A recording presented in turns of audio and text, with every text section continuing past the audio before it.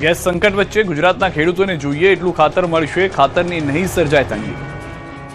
ખાડી દેશોમાં યુદ્ધને કારણે હાલ ભારતમાં ગેસની તંગી સર્જાય છે। ગુજરાતમાં પણ કમર્શિયલ ગેસ સિલિન્ડર પર રોક લગાવવામાં આવી છે, ત્યારે ખેડૂતો માટે ખુશીના સમાચાર આવ્યા છે। ખેડૂતોને યુદ્ધની કોઈ અસર નહીં પડે, પાક માટે વપરાતા ખાતરની કોઈ તંગી સર્જાશે નહીં, ખેડૂતોને જેટલું જોઈએ તેટલું ખાતર મળતું રહેશે। આ ખાતરી આપી છે ઇફકોના ચેરમેન દિલીપ સંઘાણીએ। તેમણે સ્પષ્ટ કહ્યું કે આ સિઝનમાં ખેડૂતોને ખાતરની કોઈ મુશ્કેલી નહીં પડે, સાથે જ ગેસની કાળાબજારી કરતા લોકો સામે પગલાં ભરાયા હોવાનું કહ્યું।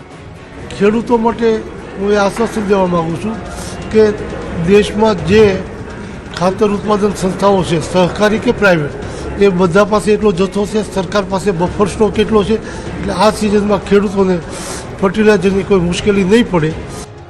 આ તરફ યુદ્ધની અસરે સુરતનો ટેક્સટાઇલ ઉદ્યોગ પણ ડચકા ખાવા લાગ્યો છે। 18,000 લોકોની રોજગારી પર અસર થશે। વૈશ્વિક સ્તરે ચાલી રહેલા ઇઝરાયલ ઈરાન સંઘર્ષની સીધી અસર હવે સુરતના આર્થિક કરોડરજ્જુ સમાન ટેક્સટાઇલ ઉદ્યોગ પર જોવા મળી રહી છે। ગલ્ફ દેશોમાં અશાંતિને કારણે ગેસ સપ્લાય ચેન ખોરવાતા સુરતના વિવિંગ ઉદ્યોગમાં કમર્શિયલ ગેસ સિલિન્ડરની ભારે તંગી સર્જાય છે। ખાસ કરીને ટ્વિસ્ટેડ યાનનો ઉપયોગ કરતા અંદાજે 10,000 જેટલા વિવિંગ યુનિટ્સ આ અછતથી સીધા અસરગ્રસ્ત બન્યા છે।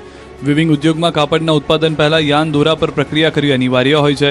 1200 આરપીએમથી વધુ સ્પીડ ધરાવતા મશીનો પર કાપડ બનાવતા પહેલા યાનને હીટ આપવી પડે છે। આ પ્રોસેસ વગર હાઈ ક્વોલિટી કાપડ બનાવવું અશક્ય છે। હાલમાં ગેસના અભાવે આ હીટિંગ પ્રક્રિયા ખોરવાઈ છે, જેના કારણે ઉત્પાદન પ્રક્રિયા ધીમી પડી ગઈ છે।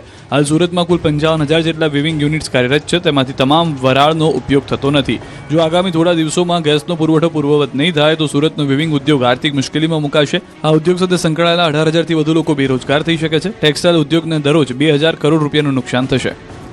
કે આવનારા દિવસોની અંદર જો યુદ્ધ લાંબુ ચાલે તો આ ઇન્ડસ્ટ્રીને બંધ કરવાનો વારો આવશે, એમાં કોઈ મત નથી। કરોડો રૂપિયાનું, હજારો કરોડનું નુકસાન થાય, કારણ કે એવી જ રીતે પ્રોસેસિંગ, ટ્રેડર્સ, યાન અને વીવર્સ, આ ચારે ચાર જે મણકાઓ છે એ તમામને માર પડવાનો છે।